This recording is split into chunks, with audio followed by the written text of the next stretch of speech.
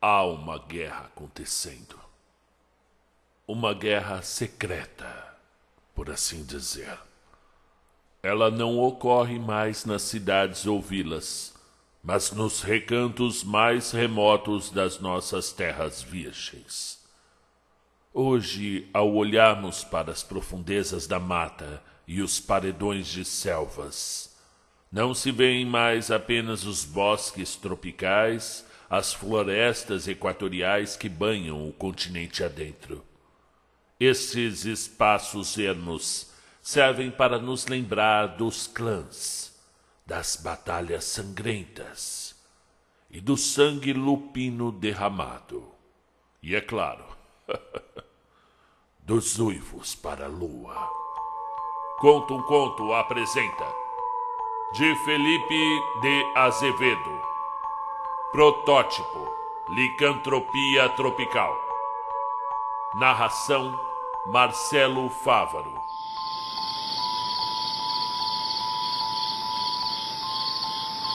A vila do Maguari, naquela época de meio de ano, passava por noites tão escuras, onde não se escutavam mais os musicais juninos e fogueiras altas.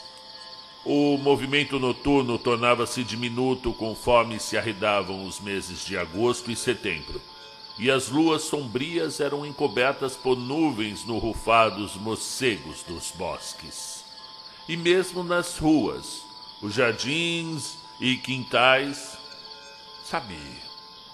davam a impressão do ambiente ser muito mais fechado do que realmente era. Para além dos muros e nas grades ornamentadas dos portões, as casas pareciam mudar junto com o clima conforme o sol se punha.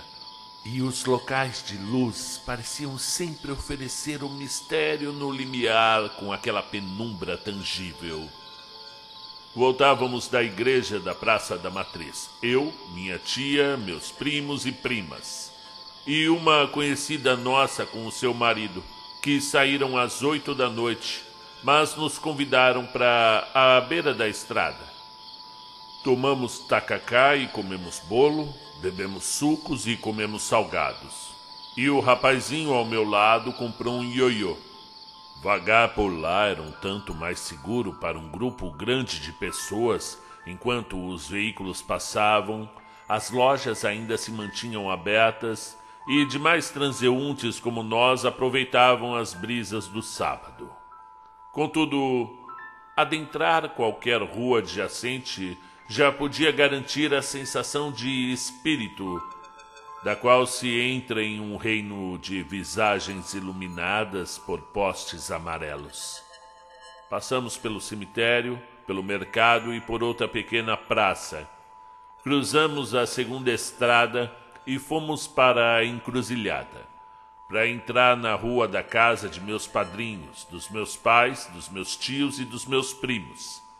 Eu olhava para cima, checando se as nuvens que encobriam a lua não portavam chuva, e então ouvia falar dos ditos para o domingo, dos afazeres para a segunda, com sorte também escutar das fofocas de sexta. E assim que caminhamos os primeiros 50 metros, paramos perto da casa da minha mãe, Mabel.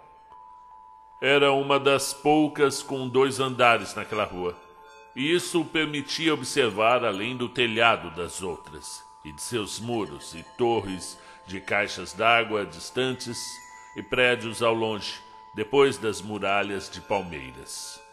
Na calçada, nos despedíamos brevemente, enquanto eu preparava a chave para destrancar o portão de ferro, quando ouvimos algo. Era um móvel caindo, talvez. Mas então outro e já brincamos que alguém quebrava o barraco. Mas então, os sons, eram sons opacos de dentro daquela casa. Eles começaram a ficar mais intensos. E o nosso amigo sugeriu que algo realmente estava acontecendo para além de uma briga familiar. Não era um mero arredar de mesas ou cadeiras. Eram coisas quebrando com esse intuito. Eu e ele entramos enquanto o resto ficou debaixo do poste, bem ao lado, comentando o que poderia ser aquela barulheira. Os sons rapidamente cessaram um pouco, mas eu ainda não sabia o que pensar direito. Andei pelo pequeno jardim e abri a porta. No mesmo instante, uma mão me puxa para dentro e ouço os gritos do lado de fora. Era o meu tio Aécio que me desequilibrou, e os gritos eram da minha tia e primos perto do poste. Eu fiquei desnorteado, sem entender nada, porque o tio Aécio correu para lá, ignorando-me depois de me tragar daquela forma. Eu o segui junto ao nosso conhecido, e vimos que, estranhamente, a frente da casa estava em completa escuridão. A lâmpada do poste havia falhado ou queimado bem no momento do grito.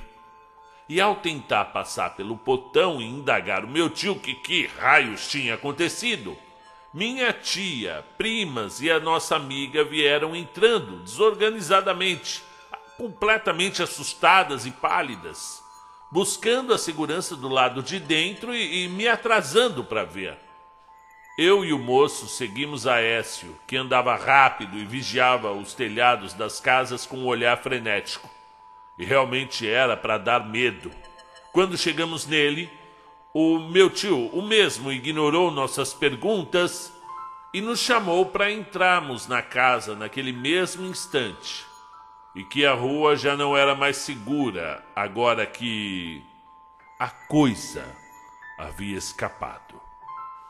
Tentar questionar parecia inútil, e demonstrou ser no momento que vimos minha mãe aparecer com a minha prima bebê em seus braços, e suas costas sangravam, e uma marca em sua perna de mordidas de, sei lá, de cão, nos fez gastar a próxima hora acudindo, curando-a. A bebê, graças a Deus, estava bem, mas o mesmo não podia ser dito sobre mamãe. Sentamos lá em um sofá, porque outras cadeiras estavam quebradas e jogadas por lá. A mesa da cozinha quebrou uma das pernas. As estantes estavam derrubadas e diversas outras coisas no andar de cima haviam sido quebradas. Os vizinhos vieram ver. A multidão que se juntou não conseguia de forma coesa entender o que tinha acontecido. Pois bem, a minha mãe estava muito mal, e eu perdi a cabeça tentando estancar os sangramentos, que se mostravam mais profundos que minhas habilidades que podiam segurar aquilo ali. Eu acabei me desesperando, buscando ajuda, e infelizmente não conseguimos a tempo. Pois a minha mãezinha, a mamãe, ela faleceu devido à perda de sangue. Bem, eu estava devastado. Como aquilo veio acontecer? Foi tão rápido. Alguém tinha que pagar. Mas antes, um calmante para mim e um lençol branco para ela, cobrindo-a com um novo vestido de noiva e casada com a morte. Levaram-na pouco depois, e eu quis seguir, mas não tive forças. Entrou a madrugada e ainda aquele falatório enorme, mas após tentar conversar com todos ali ao redor, eu pude juntar as peças e compreender que o que quer que tenha acontecido foi uma batalha de feras. Ora, a mamãe ficou com o titio enquanto cuidavam da pequena bebê, e a titia com suas outras filhas iam comigo para a igreja. Temi que uma briga entre os dois irmãos tivesse causado aqueles machucados e a bagunça. Mas isso era apenas eu não raciocinando corretamente. O tio Aécio jurou que jamais faria qualquer tipo de violência e que, na verdade, tentou defendê-la de um ladrão que invadiu a casa e fugiu pelos telhados. As marcas nas costas da minha mãe eram de uma faca simples que o sujeito se armou, mas ele não falou nada das mordidas na perna. Titia disse ter visto realmente um vulto de uma pessoa no telhado e que foi esse sujeito que se jogou no poste num pulo e o fez desligar. E então saltou e correu para longe, e por isso gritaram com o susto. As ordens de fazer uma queixa na delegacia já foram dadas, mas quem impediu foi exatamente o tio Aécio, dizendo que não. Ora, como não? Aquilo que não podia ser deixado assim, mas ele parecia não estar se importando com o caso. Assim como eu parecia ter perdido todas as esperanças. E eu compreendo sua agonia por ter buscado proteger a filha e a irmã a todo custo, lutando com todas as suas forças, mas falhando no fim, deixando o algoz escapar. E aí tinha um mistério. Quem matou mamãe? Quem foi a pessoa que entrou lá e por que as mordidas? E por que o tio Aécio não conseguiu proteger a minha mãe? E principalmente, por que o tio Aécio não queria que fossem na delegacia dar parte era um homicídio? Eu não me aquietei e prestei queixa na polícia. Acompanhei o mortuário, preparei o seu funeral. E na tarde chuvosa, no domingo mesmo, o corpo de minha mãe já habitava o mausoléu das primeiras famílias daqui. Foi instantâneo o cansaço que eu senti quando deixei o terreno dos mortos e voltei para aquela casa quebrada, aquela casa insalubre. Bem, eu não descansei em momento algum, e vendo o estado daquele cenário, eu sabia que coisas materiais podiam ser reparadas, mas não aquilo que eu senti. A segunda-feira amanheceu estática, assim como minhas expressões em não sair para canto algum. O sono pareceu ser um pesadelo, e os momentos de trauma me acordavam pensando que ela ainda podia estar viva, ou algo assim, mas não. Eu decidi retirar logo todas as coisas derrubadas ou quebradas daquela propriedade, pois elas remontavam os acontecimentos terríveis. Porém, assim que eu notei com um pouco mais de esmero, as marcas da batalha, da briga, eram bem estranhas. Não parecia briga de ladrão com morador ou qualquer coisa parecida. Vejam, na madeira da porta que havia sido derrubada quarto adentro, os arranhões pareciam garras ou unhas muito afiadas. Eu não acho que um assaltante comum, nem mesmo o mais forte dos assassinos, teria conseguido erguer tão facilmente o corrimão da escada, preso com tanta força. Bom, a ficha caiu quando eu vi a abertura feita nas grades da varanda. Eram pelos. Eu tenho certeza que sim, como os de um cachorro, espalhados perto da porta. Mas a gente não tem cachorro. E eram grandes e cinzentos, fazendo caminho até o lado de fora. Será que o ladrão tinha trazido um cachorro para dentro de casa? Parecia bem improvável. As pontas de metal para fora, algumas para dentro, a forma como foram retiradas brutalmente. Ali deveria ser o local onde o intruso veio durante a noite. Mas como teria feito aquilo? Eu não sei qual ferramenta portátil teria esse poder sem passar despercebida.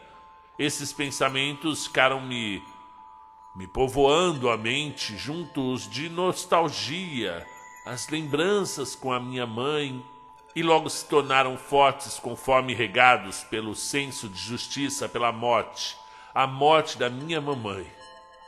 Por causa disso eu fui falar com o tio Aécio, embora foi difícil de encontrá-lo, já que, assim como eu, ele estava isolado. Em sua casa não estava, nem no trabalho, nem no boteco favorito. e nem na casa dos seus amigos. Descobri apenas no dia seguinte que ele estava na casa de um outro irmão, o tio Tobias, e que pranteou todos esses dias muito inquieto. Primeiro se isolou com a própria família, pelo medo de que algo ruim fosse acontecer com eles e em sua casa também. Mas agora, mesmo meditava em um quintal soturno, no lar onde os 3 irmãos moravam quando pequenos. E ficou para o mais velho, que permitiu a Aécio passar um tempo ali enquanto conversavam, refletiam e prestavam luto.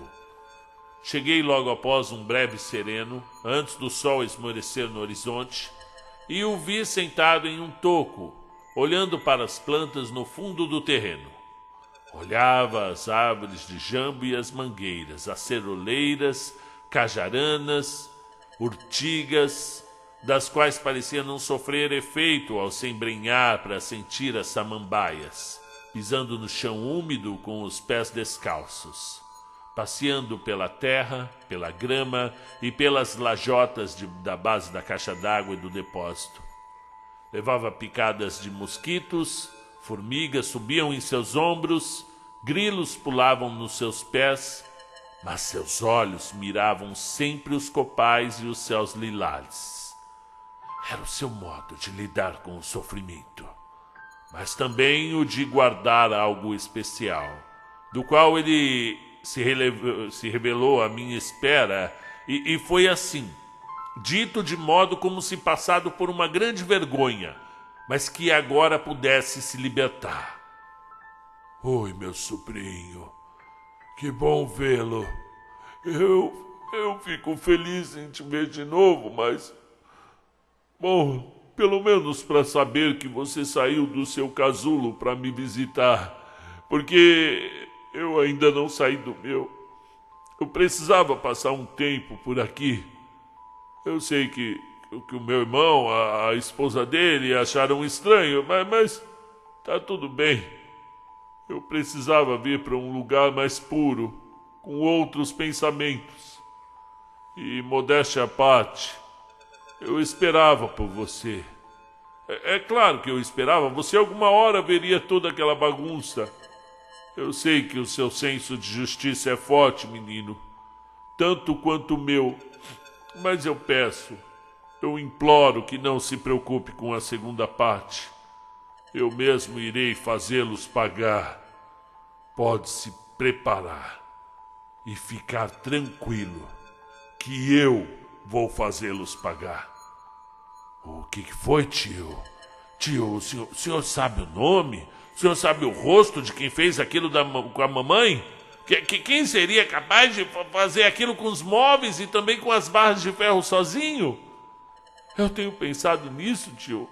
Isso não é normal não, tio. Não é normal, filho.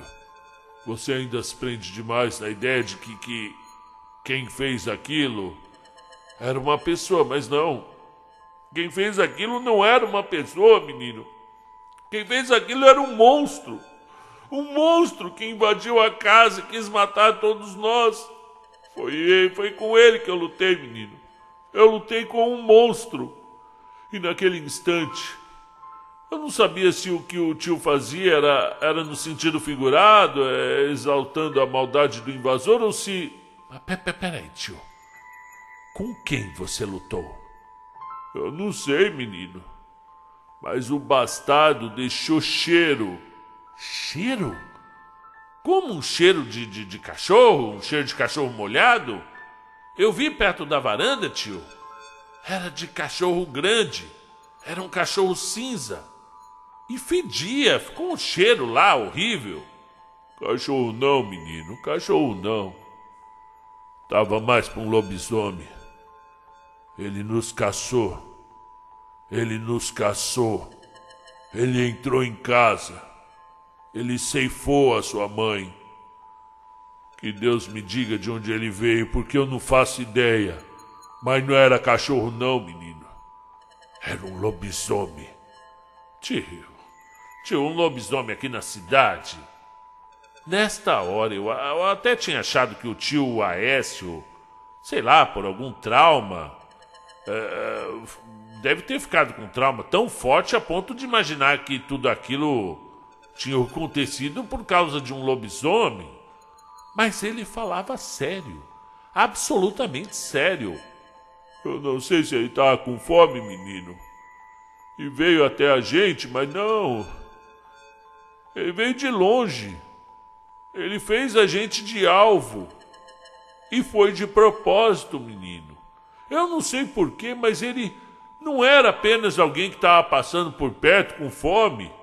Esse bicho, ele veio de longe. A gente era o alvo dele. Eu não sei, mas ele deve estar solto ainda em algum lugar por aí. Ele provavelmente deve fazer parte de, sei lá, um clã, uma seita, alguma coisa do tipo. Mas eu te digo, sobrinho, eu vou encontrar ele. E aí é que nós vamos ver o que vai acontecer. A forma como ele falou, seus olhos intensos, sua falta de expressão e o modo calmo como ele recobrou a postura de se sentar no toco quando deixou de olhar para mim e voltou a olhar para as plantas, que me deixou extremamente desconfortável. Eu fiquei preocupado, é claro. Deixei-o ali e falei com o tio Tobias. E comentei sobre as coisas que o tio Aécio tinha falado. Seu tio não deve estar nas melhores condições agora não, menino. Me contou o tio Tobias. Eu tenho que falar com ele daqui a pouco, resolver as coisas. Mas, quanto a você, eu espero que você consiga melhorar aos poucos, viu, menino? A gente está com você. Você perdeu a sua mãe, mas não pode desistir não, viu? Você tem a família, tem seus tios, e a gente está tudo aqui.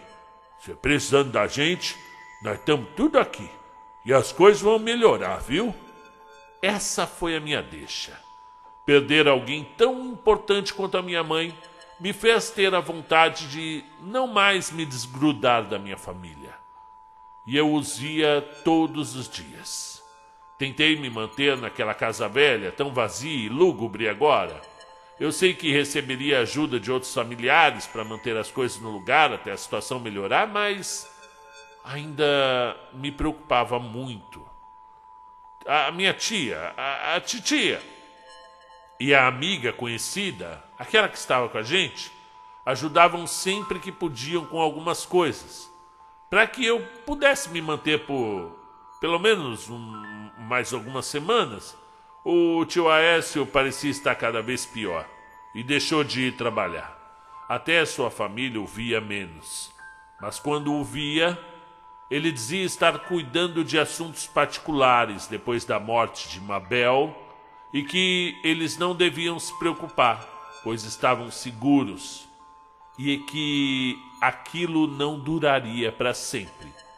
Foi exatamente o que ele disse, que aquilo não duraria para sempre. E foi na segunda da próxima semana que as coisas realmente começaram.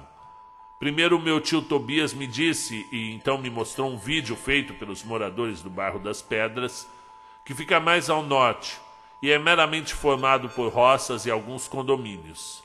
Um dos agreiros foi buscar os bois que se proliferaram para o meio do mato e acabou por encontrar a criatura morta. Ela estava estraçalhada no chão e o seu peito estava perfurado. Isso, porém, não atraía menos a atenção que seu rabo e cabeça de porcos. Não era máscara. Tentaram retirar à força e cortar fora, e aquela aberração nascera homem, mas com a cabeça suína e pés fendidos em dois.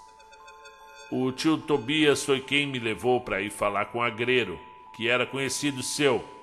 Ouvi dizer de noites densas, onde sons de porcos eram escutados ao redor da propriedade, circulando na casa, e foi forçando as janelas para entrar.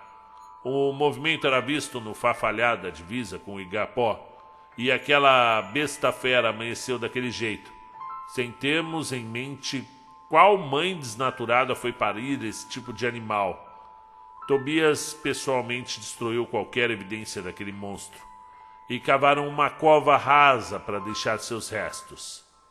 Dias depois, foi o segundo achado em uma ponte de madeira que divisa uma das ilhas.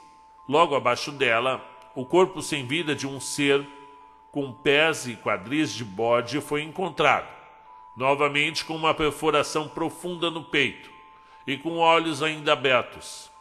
Eu estava em casa, mas eu soube que o tio Tobias ficou fora o dia todo e voltou só à noite, contando à sua esposa que o ser lembrava muito um dos moradores locais daquela região, mas com a face mais de caprino mesmo, de bode, e as orelhas pontudas.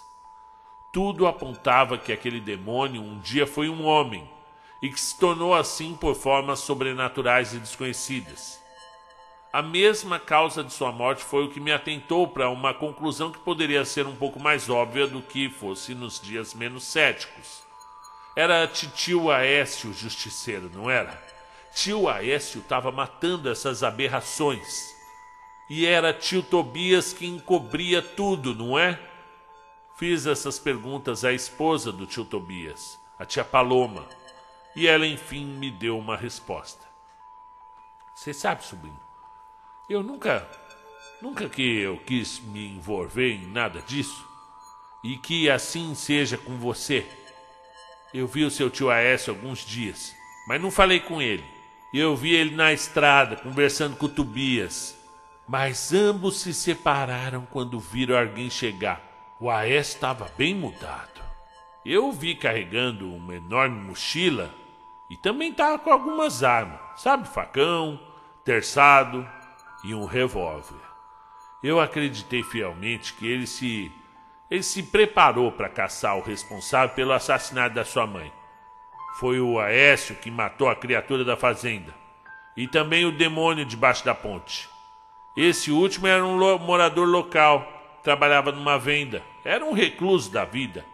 Tanto ele quanto a criatura com a cara de porco eram pessoas, sim, mas podiam se transformar nessas abominações da natureza durante as horas escuras e cometer os crimes mais vis e deploráveis sem nenhum senso de piedade ou sensatez. Podia agir como os animais que realmente eram, participando de banquetes em sarjetas sujas, comendo pele e gordura dos açougues durante a noite, matando os animais de criação e até os cachorros e gatos da vizinhança. E não ficavam satisfeitos, não. Abriam o túmulo de criança recém-morta, atacavam os passeantes solitários nas ruas mais remotas. Isso é tudo o que ele me disse. E não sei o quanto mais os dois sabem. Mas agora eu tenho medo de andar pelo próprio jardim. Eu desconfio daqueles que vivem entre nós. E não devia nem ter perguntado para eles sobre isso. Ai de mim. Eu tinha visto com os meus próprios olhos aquela monstruosidade suína que amanheceu morta. Era real. Se eu não tivesse visto, eu jamais acreditaria em algo daquela natureza. Se minha tia houvesse me dito essas coisas, eu pensaria que todos tinham ficado loucos. Mas eu vi. Tobias, ele sabe de algo mais, pois ele estava lá. Ele está lá sempre com mais um desses corpos transformados que apareceram mortos pela manhã. Eu tenho a impressão que ele deseja me envolver em alguma coisa, mas eu ando de volta pelas ruas totalmente paranoico. É isso que eu não sei porquê. Imagine, se alguma dessas bizarrices ambulantes aparecer. Eu imagino que coisas como aquela que invadiu a nossa casa more somente nas áreas mais silenciosas, nas áreas mais exclusas que há pelos arredores da cidade, mas também perto bastante para novas vítimas. No entanto, agora, após ouvir os relatos de moradores que se tornam daquele jeito nefasto quando bem entendem, eu sei que estão cada vez mais perto. O tio Aécio disse: deve ser um clã. Bom, ele deve estar caçando um por um a esse ponto, rumando para aquele que matou a minha mãe. Talvez este sim viva onde ninguém pode achá-lo com facilidade. Oh, tio, por que você anda fazendo isso? E por onde você anda? Onde está se escondendo, tio? Para onde vai combater essas pragas renegadas do inferno? Eu não tenho como viver normalmente depois disso. Vocês me desculpem, mas é impossível. Como eu vou fazer para entrar em casa depois de saber dessas coisas? A casa que foi o palco da morte da minha mãe, o palco de visitação de um lobisomem. Um homem que se transformou em um enorme lobo bípede que rondou as ruas e telhados desde os matagais mais esquecidos em uma noite sem lua. Esse homem, este lobisomem, um dia foi humano, mas terá ele nascido assim? Ou terá sido transformado por algum outro lobisomem? Ou pior, teria ele sido concedido o desejo de ser uma fera animalesca que se tornou para cometer as atrocidades imundas que sempre quis? Bem, a cada dia eu encontro mais coisas, mais sinais de que a mata está infestada com esse tipo de cria do diabo. Ontem foi um homem cuja cabeça era de um tamanduá e seus pés eram como fundos de uma garrafa. Ele foi achado na beira de uma margem no meio da floresta, com parte do corpo devorado por piranhas. Ele já foi descrito por pescadores que temiam adentrar em certos pântanos na região dos Auratás, por rituais satânicos e canibais tomarem parte em sextas-feiras de noite. Mais cedo soube que uma mulher com cabeça de cachorro foi achada no meio de um lixão. Sua cabeça tinha um focinho longo, muito longo, e seu corpo foi amarrado com arame farpado. Essa mulher, ela apresentava um número de seios, como o de um cão, e uma cauda e patas no lugar das mãos. Os moradores perto desse local diziam que havia algo que matava as galinhas, endiabrava o matagal atrás da vila. Era ela, a mulher-cão, que saía nas noites e bradava com gemidos medonhos, assustando a todos. Isso é demais para mim. As ruas são ainda menos seguras e as noites escuras são piores. Eu olho pela varanda todas as noites, garantindo que nada volte por ali. Bom, nada voltou, pelo menos até agora. Mas aquele lobisomem sabe o caminho até a minha casa. Ele deve saber que está sendo caçado.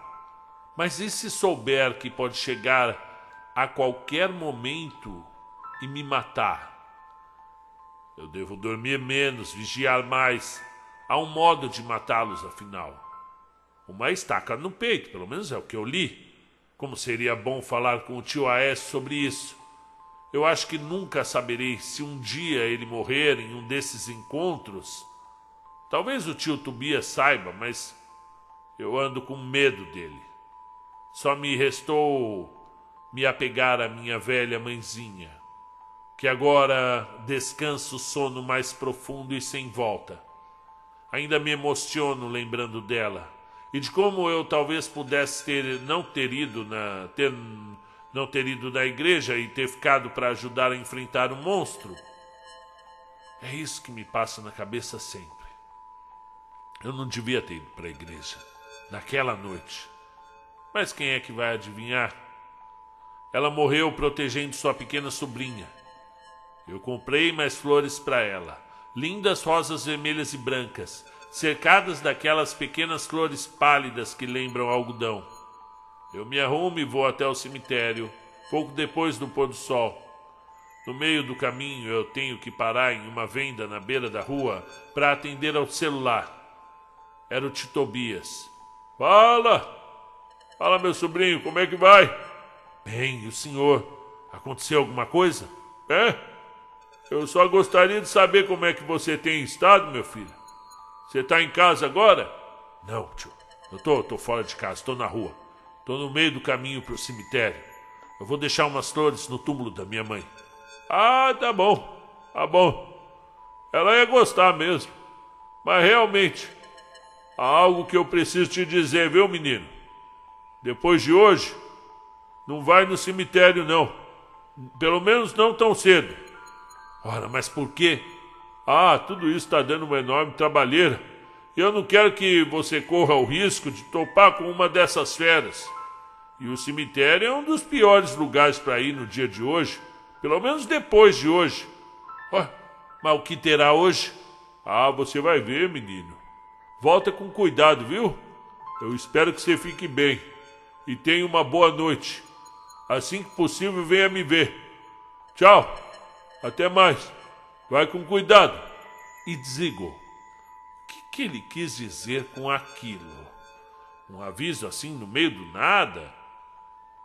Parecia algo urgente que iria acontecer hoje. Eu não me atentei para os perigos nessa noite. Apenas me pediu cuidado. E quer que eu vá até lá. Será que tem alguma coisa me esperando lá? Eu estou desconfiando que o tio Tobias queira realmente me envolver nessa briga. E eu não tenho certeza se eu estou preparado para isso. Apertei o passo e continuei pelas ruas solitárias enquanto a noite chegava mais rápida. Dessa vez não há tanta neblina e nem vapores intensos no céu, pois já tinha chovido o que devia chover e tinha ficado mais limpo. Conforme caminhava rente ao muro do cemitério, percebi a luz da lua nas caramboleiras fartas e mangueiras cheias. Ela entrou em sua fase completa, e o seu grande orbe luminoso brilhava sobre as lápides e sepultamentos góticos, bem como nos mausoléus existentes há muitas décadas. E naquele que abrigou minha mãe, eu vi uma sombra diferente. Uma sombra grande e forte, mas acocada e quieta. Peraí, aquilo era um lobisomem, é claro. Era um lobisomem. Congelei meus passos e o meu coração.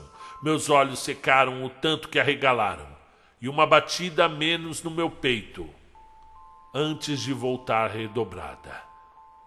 Eu caminhava como se tivesse manco, voltando lentamente para não atrair a atenção ao meu movimento, até que eu realmente consegui me esconder atrás do muro.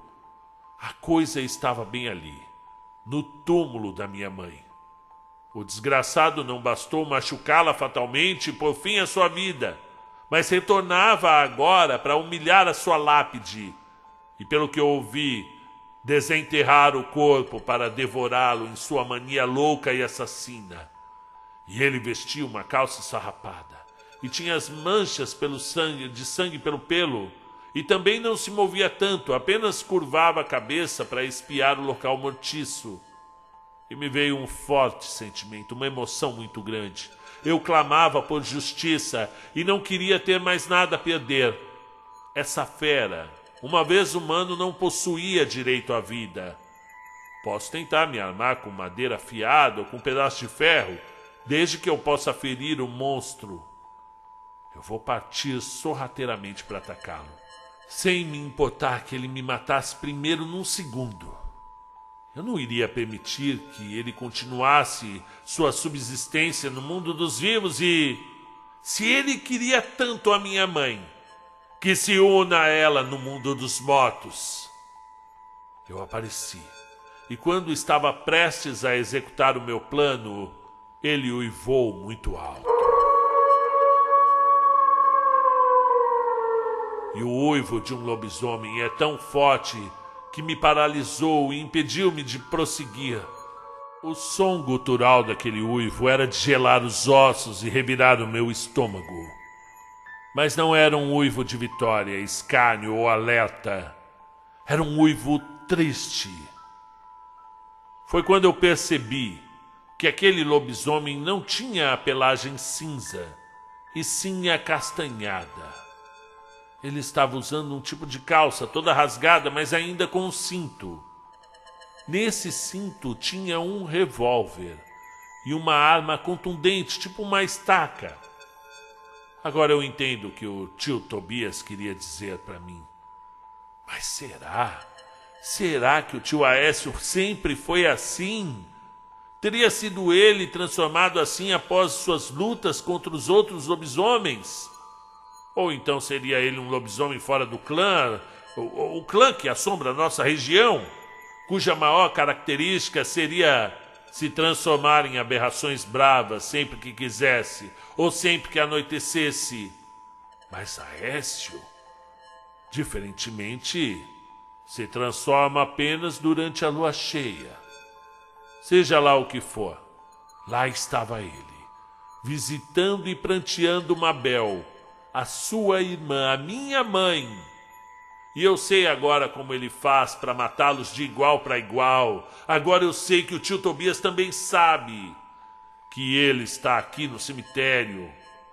A caçada ainda continua, e o seu cheiro vai ficar aqui após sua visitação, igual ficou lá em casa. Aécio era o único que conseguiria identificar o odor do lobisomem cinzento para começar a sua busca. Agora está claro como fez. Talvez o lobisomem cinza, que também está nesse jogo de gato e rato, possa sentir e deseje vir se encontrar com ele aqui nesse sepulcro. É por isso que me foi aconselhado: não volte mais aqui, não vá ao cemitério até que tudo tenha terminado. Abaixo minha arma improvisada e vejo-me olhar em cima da lápide, sua silhueta ao luar, e então sua retirada rápida para a escuridão. Vai, tio, vai com cuidado, tio Aécio. Vai e tome a vida daqueles que mataram quem a gente tanto ama. Percebo que eu, sozinho e humano, não teria chance contra um lobisomem, mas posso tentar ajudar da forma que me for, até que esse clã seja dizimado. Deixo as flores no túmulo da minha mãe e digo a ela: sabes, mamãe, sabes, acho que posso visitar o tio Tobias mais vezes. Fim do conto. De Felipe L. de Azevedo. Licantropia Tropical. Protótipo. Olá, meus caros amigos. Como vão vocês? Eu queria ler aqui rapidamente o e-mail que o Felipe me mandou. Sou Felipe Azevedo, ouvinte frequente do canal. É muito importante que os nossos escritores também sejam ouvintes do canal. Gostei bastante da ideia, da temática para janeiro. E lembrei que tem uma história, na realidade gostaria de expandir até que se torne uma novela completa. Porém, hoje fiz essa versão prototipada dela, da qual eu pego esta criatura lobisomem e boto no cenário tropical equatorial brasileiro. E é isso, gente. Lembrando que nós teremos outros meses temáticos. Estou preparando para fevereiro, não sei se vai ser o mês todo, mas será especial de Lovecraft, com algumas regravações, que as primeiras gravações dos vídeos das histórias mais legais são muito antigas, então o som não tá bom. Eu gostaria de regravá-las com melhor qualidade, então a gente fazer em fevereiro um especial dos contos do Lovecraft, com algumas regravações e outros contos inéditos. São poucos os que eu não gravei, mas eu vou procurar aqui, tá bom? E se tiver algum que eu ainda não gravei, por gentileza, me falem. E é isso, gente. Vai ter um mês das bruxas, então já se preparem. Quem tem histórias sobre bruxas, já vai mandando para mim, que vai ter um mês especial das bruxas. Não vai ser outubro, não vou esperar tanto, vai ser antes, ok? E é isso, pessoal. Estão gostando? Comente. Eu gostei muito dessa história. Eu achei que a forma que foi conduzida foi bem interessante. Essa coisa do clã. Realmente é épico. Um abraço para você. Um abraço para você que ouviu. E um abraço para Felipe Azevedo, que escreveu.